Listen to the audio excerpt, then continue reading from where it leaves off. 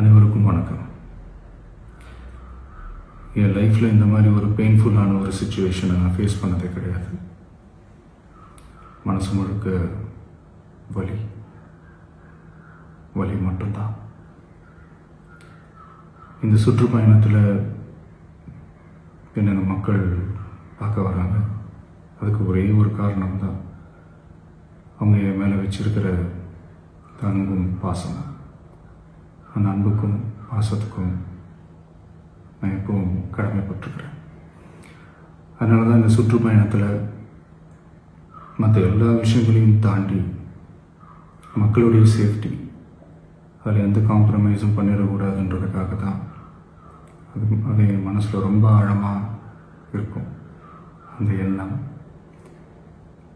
அதனால தான் இந்த அரசியல் காரணங்கள் எல்லாத்தையும் தவிர்த்துட்டு ஒதுக்கி வச்சுட்டு மக்களுடைய சேஃப்டி மட்டும் மைண்டில் வச்சுக்கிட்டு அதுக்கான இடங்களை சூஸ் பண்ணுறது, அதுக்கான இடங்களை பார்த்து பெர்மிஷன் கேட்குறது, போலீஸ் டிபார்ட்மெண்ட்டில் அதை ரிக்வெஸ்ட் பண்ணி கேட்போம்.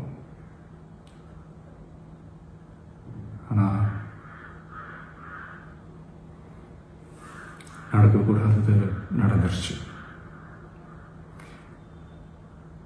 ஆனால் மனுஷன் தானே, அந்த நேரத்தில் அத்தனை பேர் பாதிக்கப்பட்டு இருக்கும்போது எப்படி அந்த ஊரை விட்டுட்டு என்னால் கிளம்பி வர முடியும்? நான் திரும்ப அங்கே போகணும்னு இருந்துச்சுன்னா அதை ஒரு காரணம் காட்டி அங்கே வேறு சில பதட்டமான சுச்சுவேஷன்ஸ், வேறு சில அசம்பாவிதங்கள் அந்த மாதிரி எதுவும் நடந்துடக்கூடாதுன்றதுக்காக தான் நான் அவாய்ட் பண்ணேன். இந்த நேரத்தில் சொந்தங்களை இழந்து தவிக்கிற அத்தனை குடும்பங்களுக்கும் என்னுடைய ஆழ்ந்த இரங்கலை தெரிவிச்சுக்கிறேன். எனக்கு தெரியும், என்ன சொன்னாலும் இது ஈடையாகாதுன்னு எனக்கு தெரியும். ஹாஸ்பிட்டலில் ட்ரீட் பண்ணிகிட்ருக்கிற எல்லாருமே சீக்கிரமாக க்யூர் ஆகி வரணுன்றது இந்த நேரத்தில் நான் வேண்டிக்கிறேன்.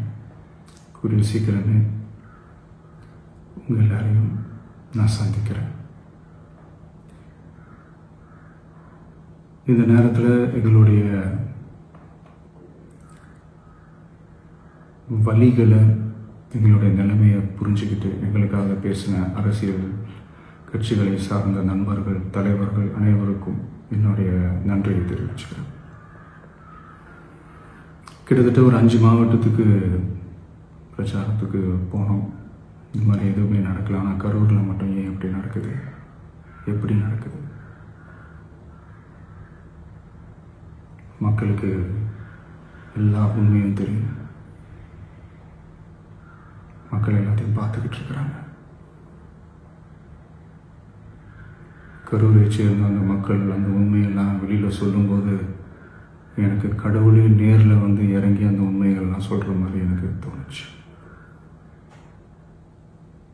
சீக்கிரமே எல்லா உண்மைகளும் வெளியில் வரும்.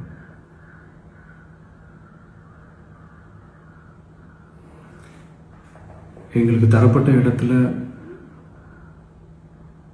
நாங்கள் போய் அந்த ஸ்பாட்டில் நின்று நாங்கள் பேசிட்டு வந்தோம். அதை தாண்டி எந்த தவறும் எங்கள் சைடில் நாங்கள் எதுவும் செய்யலை. பட் இருந்தாலும் எங்கள் கட்சியை சேர்ந்த நிர்வாகிகள், தோழர்கள் மேலே எஃப்ஐஆர், அது மட்டும் இல்லை சோஷியல் மீடியாவை சேர்ந்த நண்பர்கள், தோழர்கள் அவங்க மேலே எஃப்ஐஆர்லாம் போட்டு இப்போ பிடிச்சிக்கிட்டு இருக்கிறாங்க.